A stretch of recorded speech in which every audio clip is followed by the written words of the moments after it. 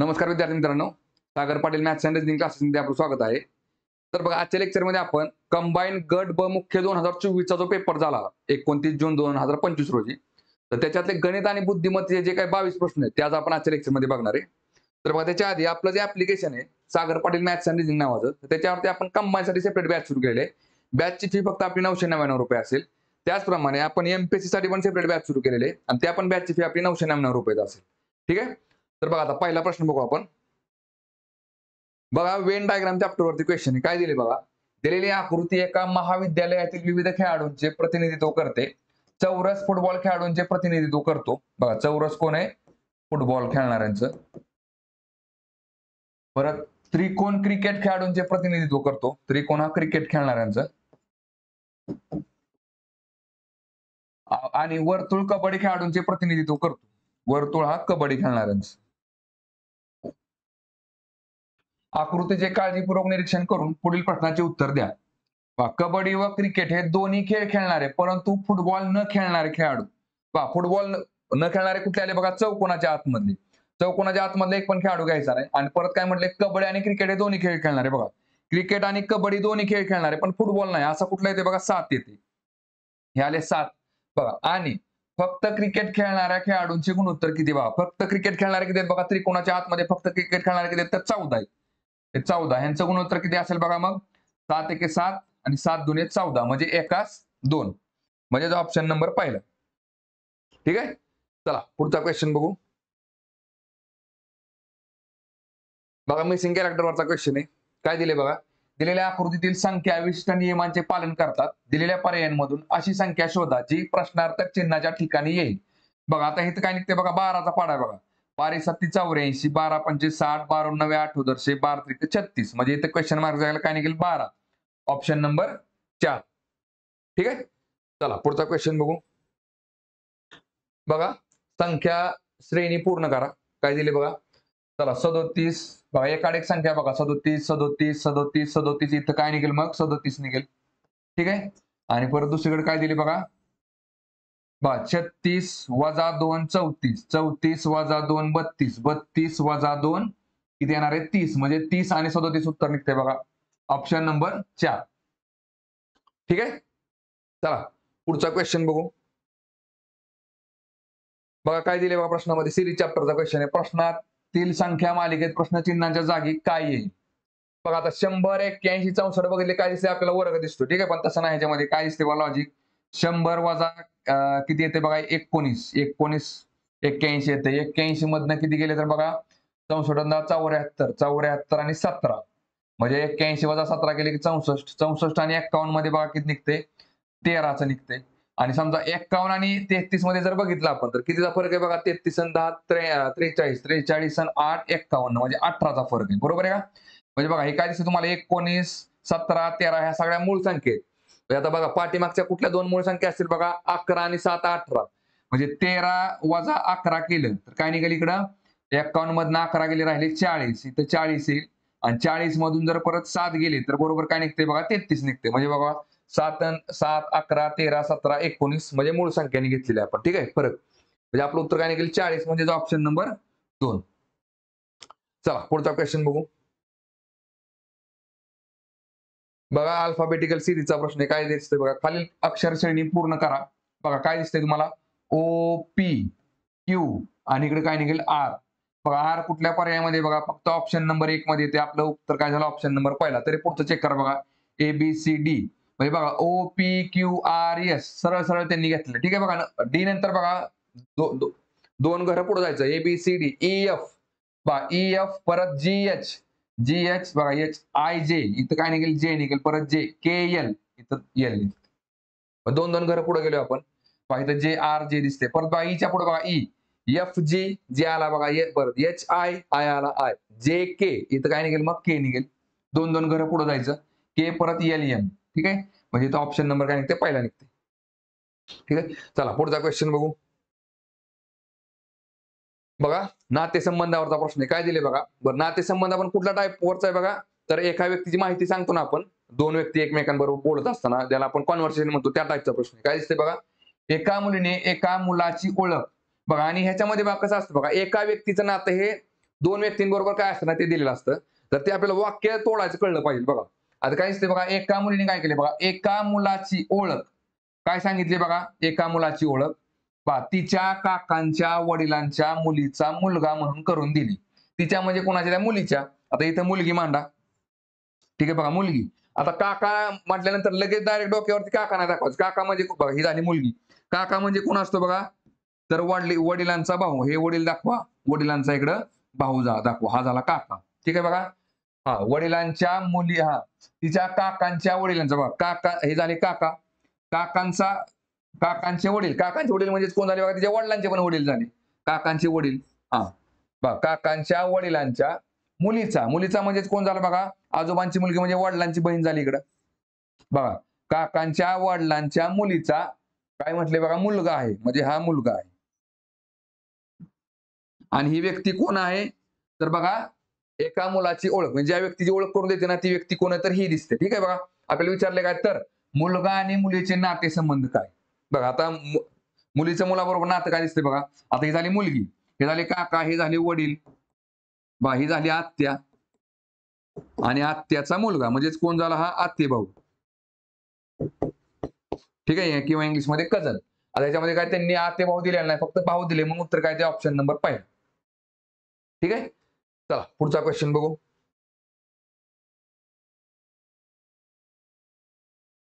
बघा, arithmetic progression वरचा question आहे. काय दिसतंय बघा, खालील गणितीय पदावलीचे मुख्य शोधा, ज्यामध्ये विशिष्ट क्रमाने येणारी 27 पदे ओळखा.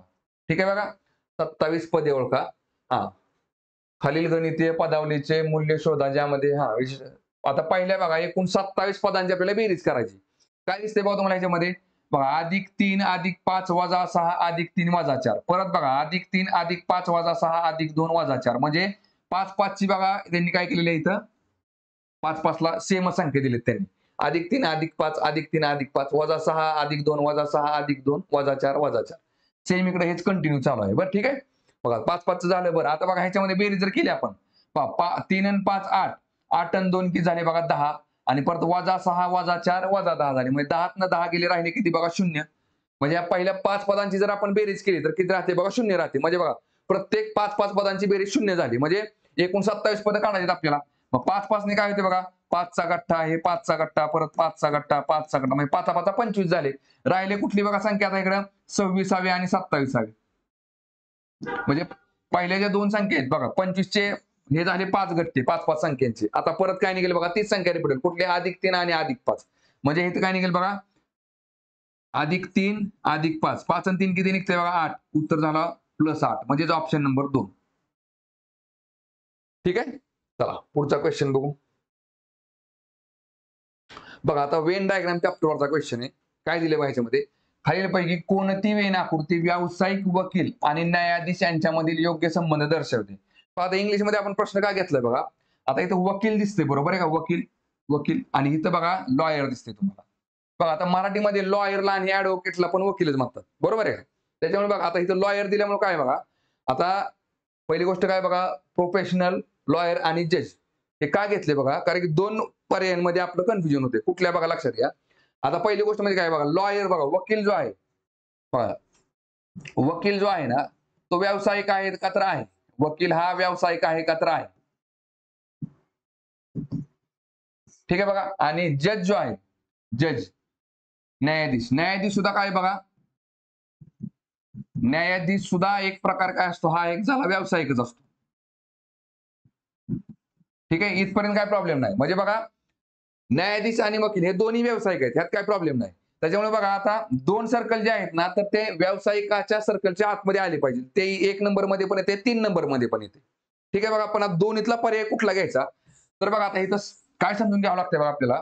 लॉयर दिल्यामुळे लक्षात घ्या. आता लॉयर म्हणजे काय असतं लक्षात घ्या. लॉयर एक असतो आणि दुसरा असतो बघा ऍडव्होकेट. ठीक आहे बघा, लॉयर हा झाला ऍडव्होकेट.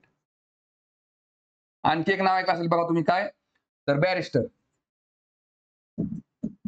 ठीक आहे बघा. आता कुठलाही एखादा विद्यार्थी बघा, 12वी नंतर 5 वर्षाची एखादी लॉची डिग्री घेतो, म्हणजे थोडक्यात LLB. 12वी नंतर 5 वर्ष किंवा ग्रॅज्युएशन नंतर 3 वर्ष असतं. ती डिग्री घेतल्यानंतर त्याला काय म्हणतो आपण बघा, लॉयर म्हणतो.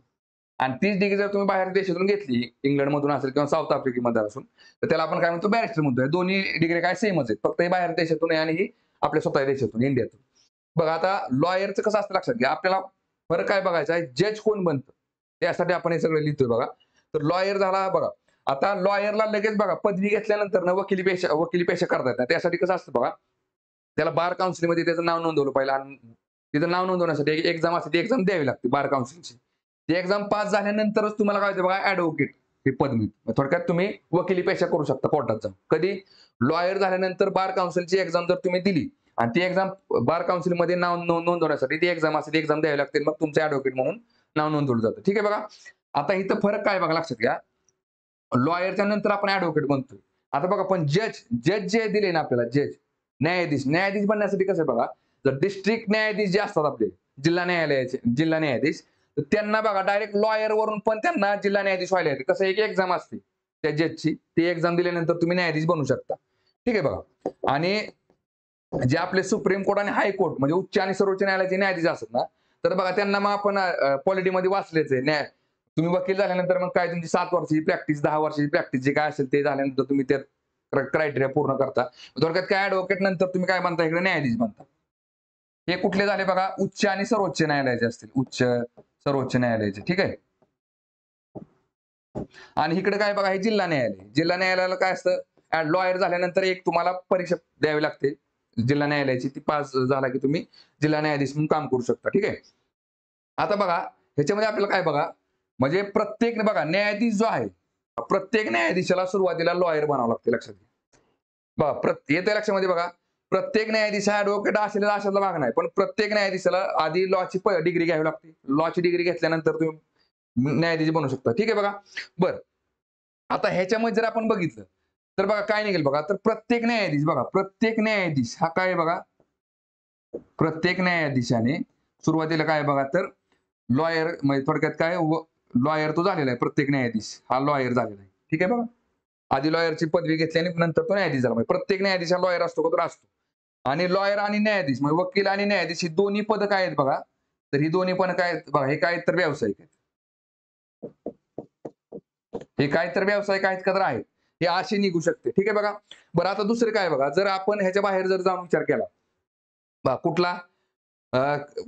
कुठला विचार केला आपण, तर बघा की आता समजा जज जर बघितला आपण, तर जज मध्ये बघा तहसीलदार पण एक प्रकार जज असतो. त्याच्याकडे पण काही गोष्टींचे निकाल देण्याचा अधिकार असतो. बरोबर आहे की नाही. कलेक्टर असेल तर बघा, मग त्यांचा आणि लॉयरचा काय संबंध आहे का, नाही. मग तसं जर असेल तर मग काय करू शकतो बघा, पण तिथं डायग्राम कशी निघाली असते बघा, हे दोन्ही सर्कल आहेत का नाही बघा, हे दोन्ही सर्कल असे आले असते. म्हणजे काय, हा झाला तुमचा लॉयरचा आणि हा झाला तुमचा कशाचा, जजचा. म्हणजे लॉयर मधले काही जज आहेत आणि सेपरेट पण काही जज आहेत, आणि मग ती अशी डायग्राम आली असते, असा विचार केला तर. ठीक आहे बघा. मग बघा, जर योग्य उत्तर म्हणाल तर ऑप्शन नंबर 3 हे उत्तर यायला पाहिजे. येते लक्षामध्ये. पण बघा लक्षात घ्या, जर आयोगाने ह्या गोष्टी डोक्यात न घेता जर डायरेक्ट लॉयर वेगळा जज वेगळा जर केलं, तर मग डायरेक्ट काय बघा, आयोग 1 नंबरचं पण उत्तर देऊ शकतं. पण योग्य उत्तर ऑप्शन नंबर 3 असायला पाहिजे. ठीक आहे बघा. आणि बघा आता जर तुम्ही बघितलं तर सर्वोच्च का उच्च न्यायालयाने एक हे दिलेले काय, की बाबा तुम्हाला जर जज व्हायचं असेल ना, तर कमीत कमी 3 वर्ष जर तुम्ही वकिली पेशा केला पाहिजे. ठीक आहे. आता ते विषय घेऊ आपण. ते जर पकडलं तर मग याचा अर्थ काय, प्रत्येक लॉयर नंतर ऍडव्होकेट व्हा आणि ऍडव्होकेट नंतर मग थोडक्यात ऍडव्होकेट व्हायचं. तुम्हाला वकिली करायचं असेल तर ऍडव्होकेट बनावं लागेल. बरोबर आहे की नाही. थोडक्यात बार काउन्सिल मध्ये नाव नोंदवावं लागेल आणि 3 वर्षाची एक्झाम, 3 वर्ष प्रॅक्टिस केल्यानंतर मग तुम्हाला जज होता येईल, असं त्यांनी स्टेटमेंट दिलेले.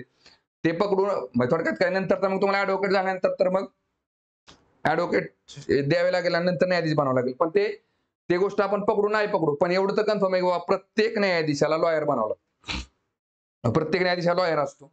आणि मग प्रत्येक लॉयर हा न्यायाधीश असेल असेल तर भाग नाही, पण प्रत्येक न्यायाधीश हा लॉयर असतो. लॉयर आणि दोन्ही काय तर व्यावसायिक आहेत. मग ऑप्शन नंबर 3 हा योग्य उत्तर निघते. ठीक आहे.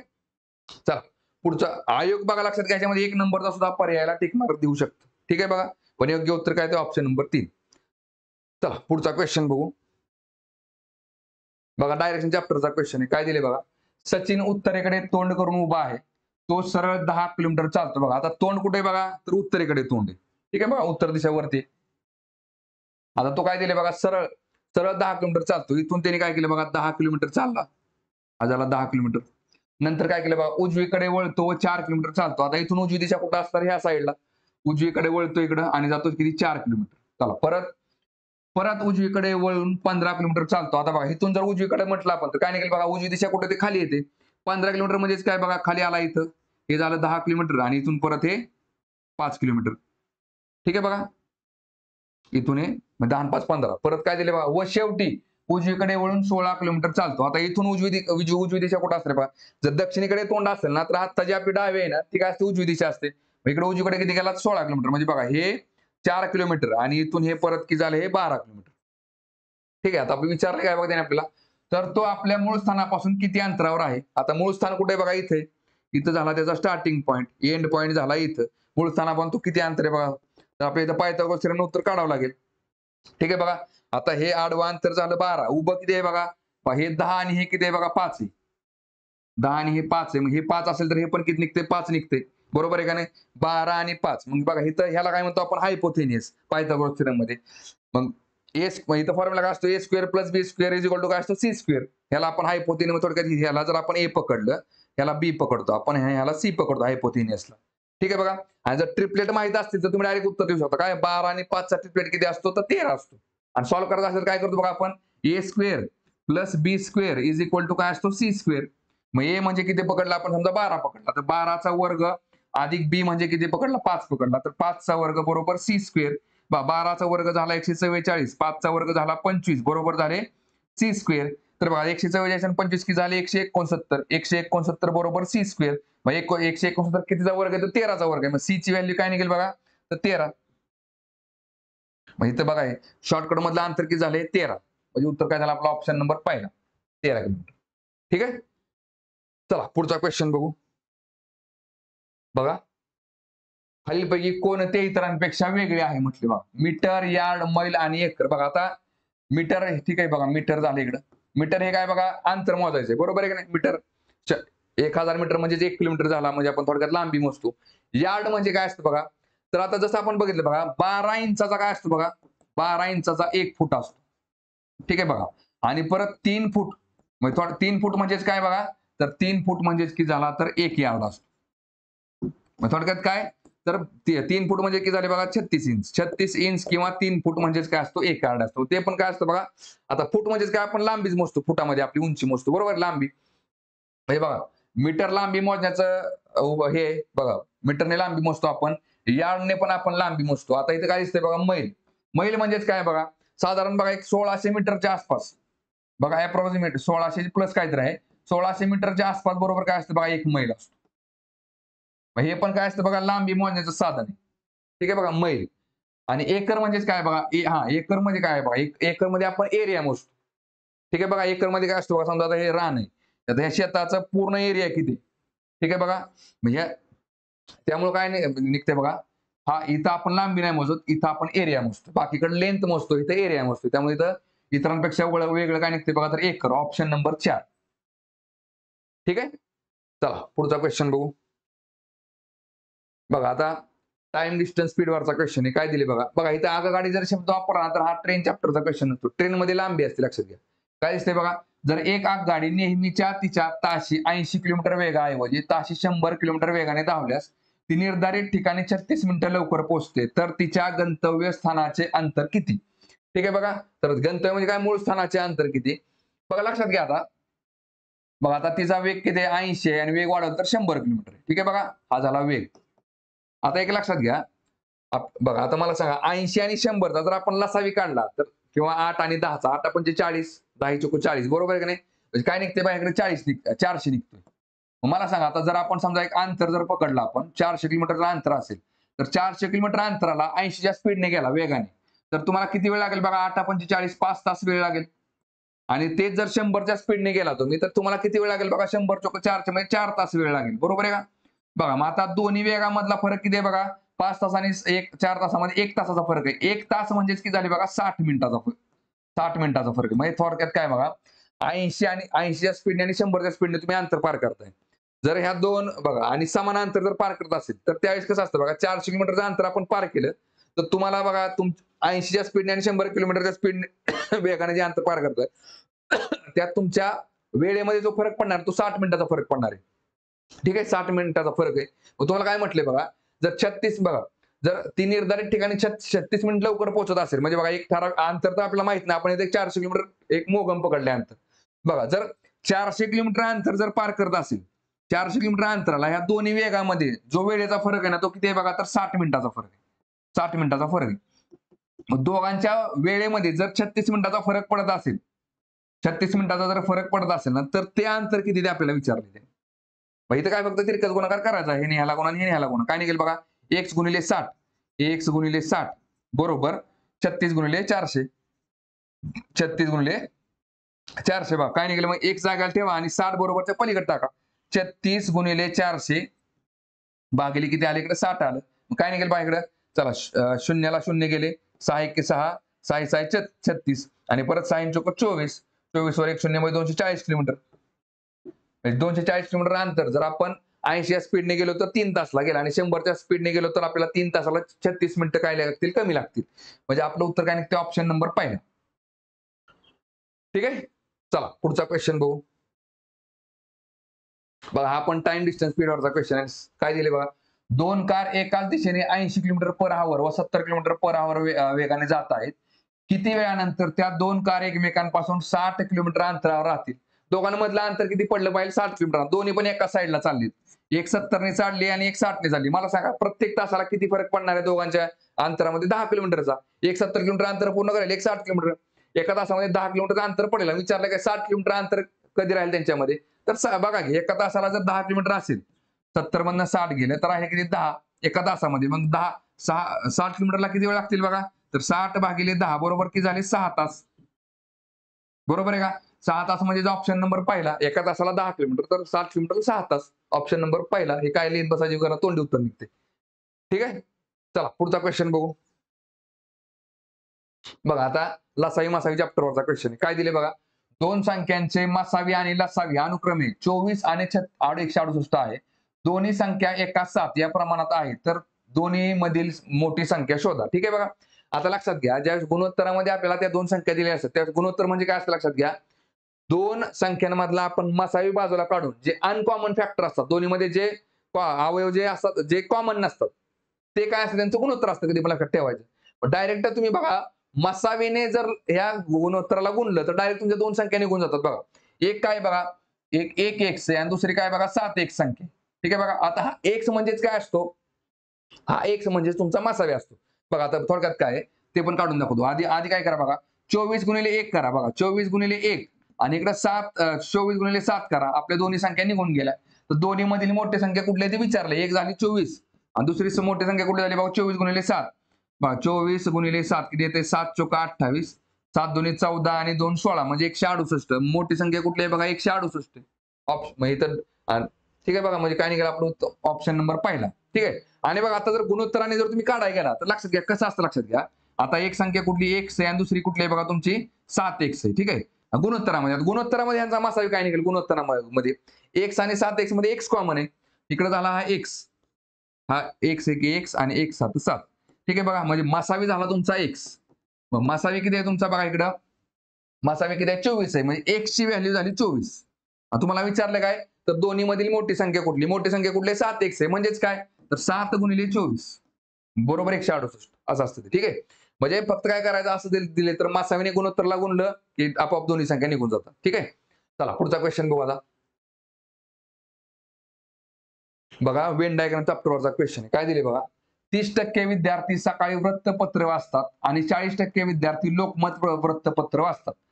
जर 15% विद्यार्थी दोन्ही वृत्तपत्र वाचत असतील तर किती टक्के विद्यार्थी कुठलेच वृत्तपत्र वाचत नाहीत. बघा आता वाचणाऱ्यांचं आपल्याला त्यांनी डायग्राम दिलेले. बघा इकडे काय दिसतंय बघा, 2 सर्कल काढा इकडे. बघा सकाळ वृत्तपत्र वाचणारे किती आहेत बघा, सकाळ वाचणारे किती आहेत तर 30%. ठीक आहे, आणि 40% विद्यार्थी लोकमत वाचतात, लोकमत पेपर. लोकमत वाचणारे किती आहे तिकडं तर 40%. ठीक आहे बघा, आता 15% विद्यार्थी कोण आहेत तर दोन्ही वाचणार आहेत. म्हणजे इथं मध्ये बघा दोन्ही मध्ये किती येतील बघा, 15 येतील. ठीक आहे बघा, आता पूर्ण सकाळ वाचणारे किती आहेत बघा, तर 30 आहेत. म्हणजे 15 आणि 15 काय निघेल इकडे 30 निघेल. 15 बघा, हे 15 म्हणजे कोण असतात तर फक्त सकाळ वाचणारे लक्षात. ठीक आहे बघा, आता इकडे लोकमतमध्ये 40 आले, पण ह्या सर्कलच्या आतमध्ये 40 लोक आले पाहिजे, 40%. 15 आणि 25 झाली 40. मग कसं असतं बघा, 15 लोक कोण झाली फक्त सकाळ वाचणारे. ठीक आहे, फक्त शब्द काढून टाका. 15 आणि 15 झाले 30. हे 30 लोक कोण झाले तर सकाळ पेपर वाचणारे. ठीक आहे, बघा हे 25 पेपर झाले, हे 25% कोण झाले तर लोकमत, फक्त लोकमत पेपर वाचणारे. आणि 25 आणि 15 ऍड केले काय ते बघा, लोक फक्त शब्द काढून टाका. 40% लोक झाले लोकमत पेपर वाचणारे. म्हणजे आपण सर्कल कुणाचा काढलाय तर पेपर वाचणाऱ्यांचा, फक्त एक किंवा दोन्ही पेपर वाचणारे. ठीक आहे बघा, म्हणजे इथे किती निघेल बघा बेरीज, 15 अधिक 15 अधिक 25 म्हणजे काय निघेल बघा, 25 आणि 15 हा 40 आहे. 40 आणि 15 किती झाले 55. 55% लोक कोण आहेत तर एक, कमीत कमी एक किंवा दोन्ही पेपर वाचणारे. ठीक आहे, 55% लोक. आणि विचारले काय तर किती टक्के विद्यार्थी कुठलेच वृत्तपत्र वाचत नाहीत, एक पण पेपर वाचत नाहीत. मग ह्या सर्कलच्या बाहेर जेवढे असतात ना ते एक पण पेपर न वाचणारे असतात. 100 मधनं जर 55 वाजा केलं तर काय निघते बघा इकडं 45%. म्हणजे उत्तर किती निघाला आपला ऑप्शन नंबर 3, 45%. ठीक आहे, चला पुढचा क्वेश्चन बघू. बघा आता शेअर मार्केटवरती प्रश्न विचारला, काय दिले बघा, जर एक व्यक्ती 50 रुपये प्रमाणे 20 समभाग रुपये 5च्या सवलतीने खरेदी करतो, म्हणजे थोडक्यात काय, त्याने 20 शेअर विकत घेतले 50 रुपयाचे शेअर आणि त्याला मिळाले किती बघा तर 5 रुपयाची सवलती म्हणजे 45 रुपयाला शेअर त्याने खरेदी केला, म्हणजे खरेदी किंमत झाली 45 रुपये. व त्यावर 13.102% लाभांश असेल तर मिळालेला व्याजाचा दर काय असेल. बघा आता लक्षात घ्या, लाभांश जो असतो तो लाभांश कसा असतो बघा, तुम्ही जो शेअर विकत घेतलेला आहे ना तर तो शेअर तुम्ही किती रुपयाला घेतला त्याच्यावर तुम्हाला लाभांश मिळत नाही. त्या शेअरची ऍक्च्युअल व्हॅल्यू काय तर 50 रुपये, तुम्हाला मिळाला 45 रुपयाला, पण त्याची व्हॅल्यू किती आहे बघा तर 50 रुपये किंमत आहे त्याची. मग ते 50 रुपयावरती तुम्हाला 13.5% काय मिळाला तर लाभांश मिळाला. ठीक आहे बघा आता बघा 50चा 13.5% म्हणजे थोडक्यात काय बघा 13.102 म्हणजेच काय 13.5%. ठीक आहे, आधी आपल्याला लाभांश किती मिळाला ते आपण काढू. किती मिळालं बघा 50 रुपयावर 13.5% म्हणजे इकडे काय निघेल बघा, आता हा शून्य जर आपण कॅन्सल केला तर इकडे ही संख्या एक पूर्णांकामध्ये येते. ठीक आहे बघा, काय निघेल बघा मी इकडं 5 एके 5, 5 दुने, थांबा 1 मिनिट, 50 गुणिले 13.5 छेद 100. ठीक आहे, आता पूर्णांकात करून घेऊ आपण. 50 गुणिले 135 छेद, बघा आता ही संख्या मी काय केलं तुमचं कन्फ्युजन न होण्यासाठी ही संख्या पूर्णांकात करून घेतली, 135 घेतली. मग अंशाला 1 शून्य वाढवला की मी छेदाला पण 1 शून्य वाढवला. ठीक आहे, आता भाग घालवा. बघा ह्या शून्याला हा शून्य कॅन्सल झाला. बघा 5 गुणिले 135 करा डायरेक्ट. 135 गुणिले 5 किती निघते, 5 5 25, 5 त्रिक 15 आणि 2 17, परत 5 1 5 आणि 1 6. ठीक आहे बघा 675. 675 छेद 100 म्हणजे किती झाले बघा इकडं 6.75 रुपये. म्हणजे तुम्हाला लाभांश किती मिळाला 6.75 रुपये. ठीक आहे बघा, बरं आता लाभांश मिळाला 6.75 रुपये, पण तुमची खरेदी किती आहे बघा 45 रुपये. आणि कधी पण नफा किंवा तोटा आपण कशावरती काढतो, हा खरेदी किमतीवर काढतो. ठीक आहे बघा, खरेदी किंमत किती आपली 45 आहे आणि या 45 वरती आपल्याला लाभ किती झाला तर 6.75. 6.75 मग त्याचा व्याजाचा दर किती तर गुणिले 100 करा, उत्तर निघून जाते. काय करायचं बघा, हे 2 शून्य कट केले की ही संख्या पूर्णांकामध्ये येते. हे 2 शून्य कट करून टाका म्हणजे हे झाले हे 2 शून्य इकडे टाकले काय झालं 675 झालं. आता भाग घालवा किती निघते बघा, बघा 5 ने भाग घालवा. 5 9 45 बघा, 5 1 5, एक बाकी राहिली 1 7 17, 5 त्रिक 15 आणि 2 17, 5 5 25, परत 9 1 9, परत 9 1 9, 9 4 13 45 झाले, 9 5 45 म्हणजे 15%. म्हणजे आपलं उत्तर किती असेल ऑप्शन नंबर 2. ठीक आहे, चला पुढचा क्वेश्चन बघू. बघा आता टाइम अँड वर्क वरचा क्वेश्चन आहे बघा, काय दिले बघा, 7 पुरुष किंवा 10 महिला एक 100 मीटरची भिंत 10 दिवसात बांधतात आणि 600 मीटरची भिंत बांधण्यासाठी 14 पुरुष व 20 महिला किती दिवस घेतील. आता इथे कसं असतं लक्षात घ्या, हे सॉल्व्ह करताना आता 14 पुरुष आणि 20 महिला बरोबर आहे की नाही, तर ह्यातलं पुरुषांचं रूपांतर महिलांमध्ये करा किंवा महिलांचं रूपांतर पुरुषांमध्ये करा. म्हणजे थोडक्यात काय, 14 पुरुषांच्या जागेला किती महिला काम करतील किंवा 20 महिलांच्या जागेला किती पुरुष काम करतील ते आपल्याला कळून जातं बघा. आता काय दिले बघा, सुरुवातीला 7 पुरुष बरोबर किती आहेत बघा 10 महिला आहेत. 10 महिला यांचं काम सेमच आहे. 7 पुरुषांनी केले काय किंवा 10 महिलांनी केले काय. ठीक आहे, आता तेच काय बघा इथं दिले 14 पुरुष व 20 महिला दिले.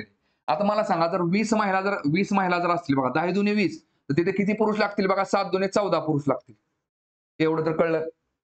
ठीक आहे बघा, आता बघा आपण टाइम अँड वर्क मध्ये काय करतो, फॉर्म्युला कुठला बघितलेला आहे बघा आपण, काम भागिले काय करतो आपण माणसे किंवा पुरुष जे काय असेल ते, माणसे गुणिले दिवस गुणिले तास बरोबर सेम बघा. दुसरं बघ, काम भागिले माणसे गुणिले दिवस गुणिले तास. ठीक आहे. बघा आता हे मराठीत काय लिहितो काय समजायला सोपं जातं. ते काम म्हणजेच काय वर्क, वर्क भागिले डब्ल्यू भागिले M into D into H हे करत बसण्यापेक्षा आपलं काय काम गुणिले माणसे गुणिले दिवस गुणिले तास मराठीत आपण समजून जाते. आता बघा पहिलं काम कुठलं आहे बघा आपलं 100 मीटर भिंत बांधायची आपल्याला. ठीक आहे. बघा 100 मीटरची भिंत बांधायची आपल्याला. ते काम करायला बघा आता इथे बघा तास दिले असेल तर तास घ्यायचे, नसेल तर काय नाही माणसे गुणिले दिवस एवढंच.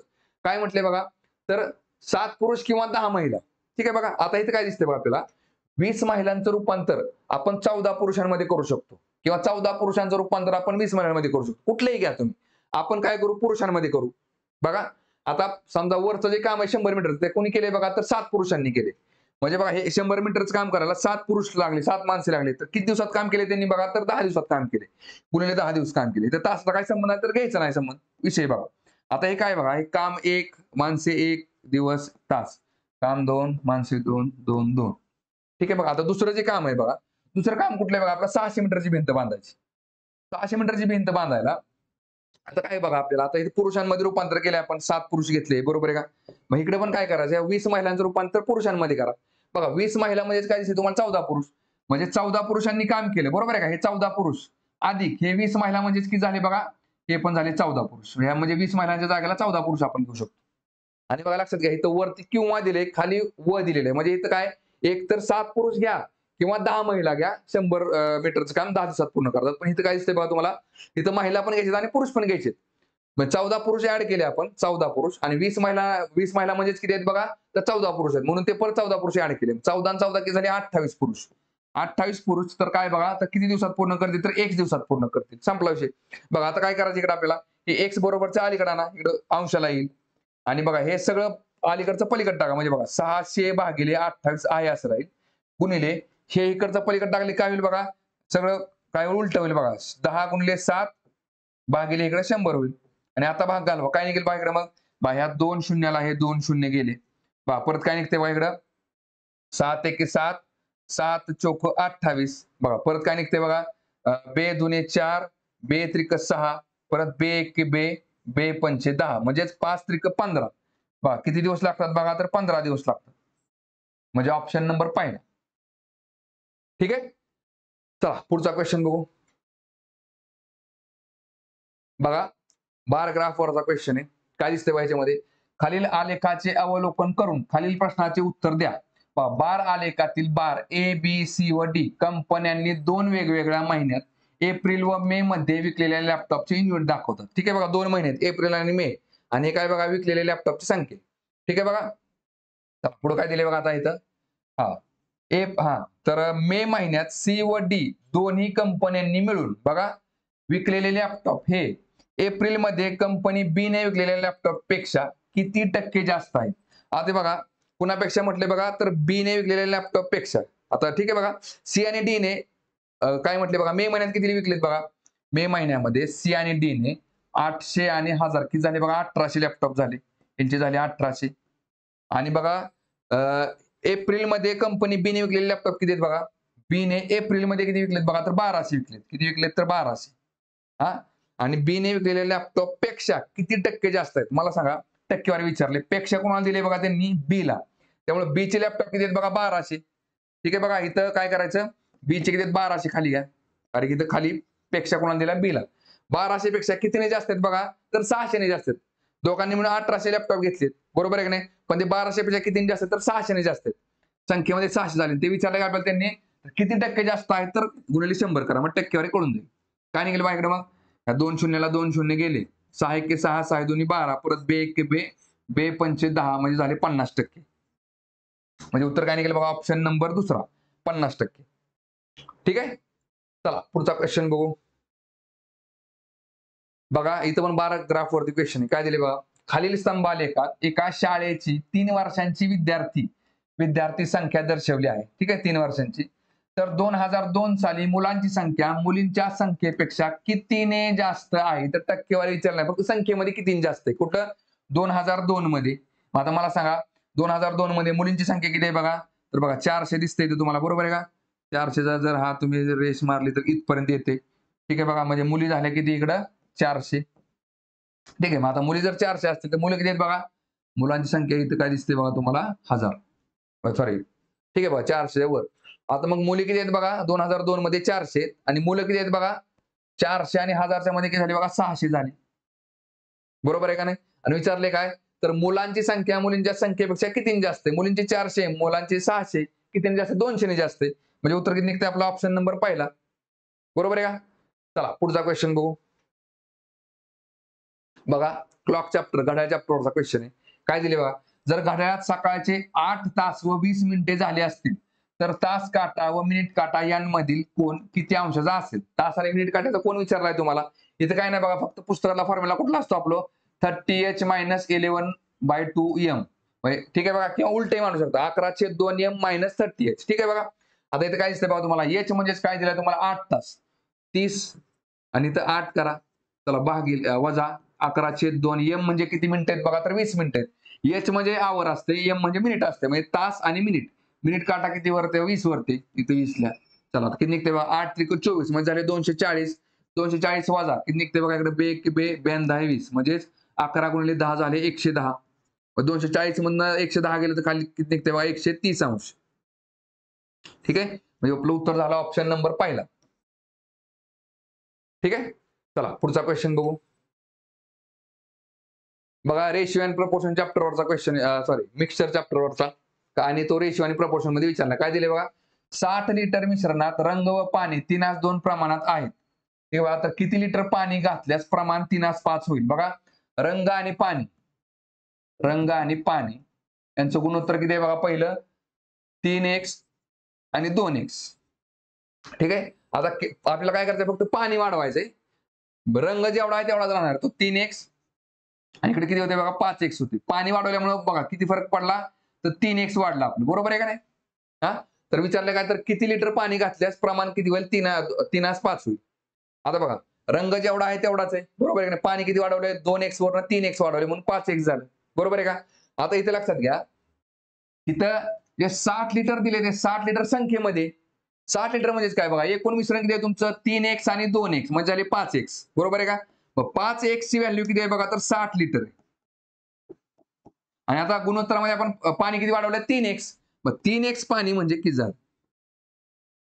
फक्त काय करायचं इकडे, आता इथं तात्पुरतं इथं P करा, इथं वॉटर म्हणजे W करा, इथं त्रिकच गुणाकार करा.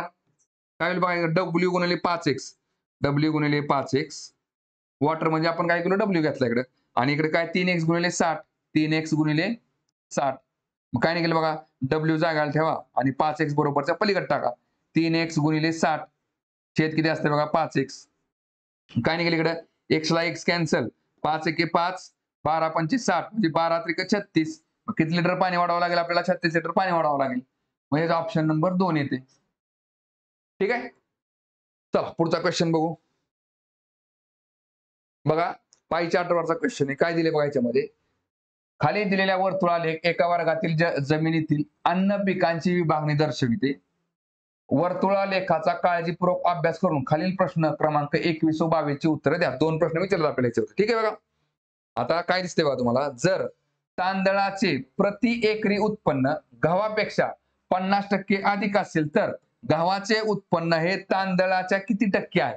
ठीक आहे बघा, आता लक्षात घ्या, चहा कुणाला दिलाय बघा, तांदळाला. बरोबर आहे का? तांदळाला चहा दिलाय, त्यामुळे तांदूळ खाली घ्यायचा कधी पण.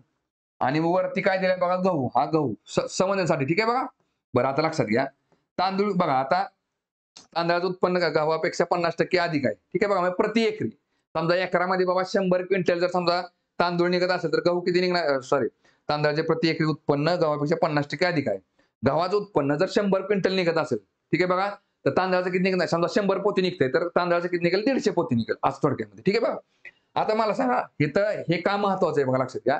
इथं तुम्हाला जमिनीचं क्षेत्रफळ, जमीन किती आहे ते तुम्हाला लक्षात येते बघा. समजा आता इथं 300, एकूण जमीन जर आपण 360 अँगल मध्ये त्यांनी दिली, बरोबर आहे नाही बघा, टक्केवारीमध्ये देतील किंवा इकडे आपल्याला त्यांनी पाय चार्ट मध्ये दिले, याचा अर्थ काय बघा, जे आपण टक्केवारीमध्ये पकडतो 100% तर ते तुम्हाला अँगल मध्ये दिलं, मग 360 डिग्रीच्या अँगल मध्ये कुणाचा वाटा किती असेल तो दिलेला त्यांनी.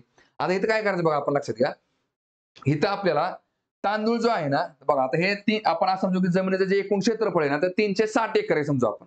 आपला अँगल किती असतो, 360 डिग्रीचा असतो. बरोबर, आपण काय करू, ते जेवढं काय जे एकूण जे क्षेत्रफळ आहे, एकूण जी जमीन आहे ती 360 एकर जमीन आहे आपण समजू आपण. ठीक आहे, त्याच्यामध्ये बघा तांदळाची जमीन किती आहे बघा, तर 72 अंश आहे, म्हणजे काय 72 एकर आहे.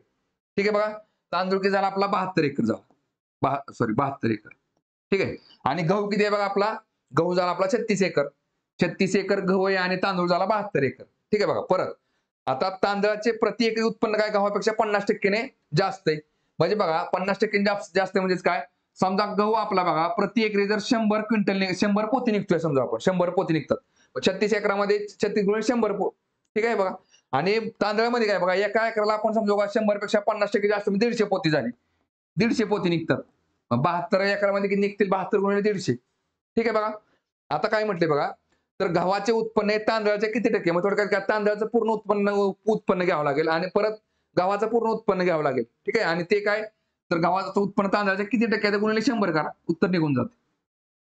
मग काय निघेल बघा. आता बघा इथं कोण 10 करेल, इकडे 15 पकडेल, कोण 1 पकडेल की 1.5 पकडेल तरी चालतं का. डायरेक्ट असंही जरी 100 पकडलं 150 पकडलं तर काय फक्त शून्यच कट करायचं, बरोबर आहे का.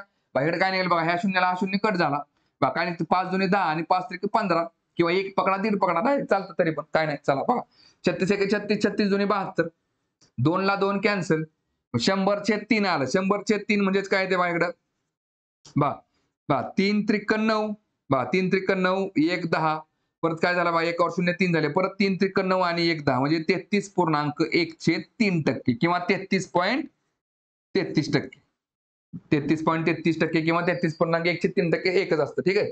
आता बघा इथे काय नसते, तर जर तर काय तांदळाच्या किती टक्के आहे, गव्हाचे उत्पन्न तांदळाचे किती टक्के आहे, तर 33.33% म्हणजे ऑप्शन नंबर 4 येते लक्षामध्ये बघा. बरं आता पुढे काय दिले बघा, जर अन्न पिकांचे एकूण क्षेत्र 5% वाढले व तांदळाचे उत्पन्न क्षेत्र 12% वाढले तर नवीन वर्तुळालेखामध्ये तांदळाचा कोन किती असेल. ठीक आहे बघा. आता बघा लक्षात घ्या, मला सांगा पहिल्यांदा आपलं एकूण क्षेत्र किती, क्षेत्र वाढले 5% वाढले. ठीक आहे बघा. आता आज समजा आपण आपलं सुरुवातीचं क्षेत्र आहे 360 अँगल मध्ये दिले, आपण 360 एकर पकडू. ठीक आहे बघा. 360 एकर आपलं एकूण क्षेत्रफळ आहे. मग 360 एकर जे आपलं क्षेत्र आहे ते वाढले किती बघा, तर 5% वाढले. ठीक आहे. 305 चा मग 105% किती येते ते बघा. आणि या एकूण क्षेत्रामध्ये बघा लक्षात घ्या, आपलं तांदळा क्षेत्र किती बघा 12% वाढलेले. मग सुरुवातीला किती होतं 72 एकर होतं, 72 एकर होतं. ते आता वाढले किती 12% म्हणजे किती झालं बघा 112 112/100 112/100. ठीक आहे बघा. ठीक आहे. आता आपल्याला काय विचारलंय बघा, तर तर नवीन वर्तुळ रेखामध्ये तांदळाचे कोन किती असेल. आता हे 360 आपण 105% वाढवल्यानंतर जेवढं काय क्षेत्रफळ निघेल त्याला परत आपण काय करणार आहे 360 डिग्री अँगल पकडणार आहे. म्हणजे 360 मध्ये जर 5% वाढला तर काय बघा 370 होईल, 372 एकर होईल. ठीक आहे. त्याला आपण काय पकडलं 360 डिग्री जर पकडलं तर त्याच्यामध्ये बघा वाढलेलं जे तांदळाचं जे क्षेत्रफळ आहे तर ते किती. ठीक आहे बघा. तर त्याचा आपल्याला अँगल काढा, ते किती अंशामध्ये असेल. म्हणजे वाढलेलं क्षेत्रफळ जर 360 पकडलं तर हे वाढलेलं क्षेत्रफळ किती असेल. ठीक आहे बघा. मग आता बघा इथं जर गुणिले 100 केलं तर टक्केवारीमध्ये निघते. आपल्याला अँगल मध्ये विचारलंय, फक्त गुणिले 360 करा. इथं फक्त काय करायचं गुणिले 360 करा, डायरेक्ट उत्तर निघून जाते डायरेक्ट, कारण अँगल मध्ये विचारलेले. ठीक आहे बघा. काय निघेल बघा माहित बघा. आता या 100ला हा 100 कॅन्सल होऊन जाईल. ठीक आहे बघा. चला परत काय निघते बघा इकडं, बघा 360 आहे, बरोबर आहे का. 360 ला 360 पण कॅन्सल होऊन जाईल. बघा परत काय निघते बघा 5 आणि 1 6 आणि इकडे 7 आणि 2 9 3 ने भाग घालू शकतो आपण. बघा 3 त्रिक 9 1 10 3 5 15 परत काय निघते बघा 3 2 6 आणि 1 7 3 चौक 12. ठीक आहे बघा. चला परत 7 ने भाग जातो बघा, 7 5 35 इकडे झाले 7 1 7 आणि 4 11 7 7 42. ठीक आहे बघा. म्हणजे 24 गुणिले 16 भागिले 5 काय निघते बघा इकडं, 24 गुणिले जर 16 केला आपण तर बघा किती निघते इकडं 24 गुणिले 16 16 चौक 64 16 दुने 32 आणि 6 किती झाले 38 384. ठीक आहे बघा. म्हणजे 384 भागिले 5 करा, 384 भागिले 5. आता 5 ने भाग घालवा किती निघते बघा इकडे 5 की 5 5 7 35 35 आणि 3 38 3 वर 4 34 झाले. 5 6 30 बाकी राहिली 4 आणि 5 8 40 म्हणजे 76.8 डिग्री. 76.8 डिग्री म्हणजे किती निघते बघा ऑप्शन नंबर पहिला. ठीक आहे. तर बघा आपले 22 प्रश्न झालेले आहेत. तर थांबवा आता आपण या ठिकाणी.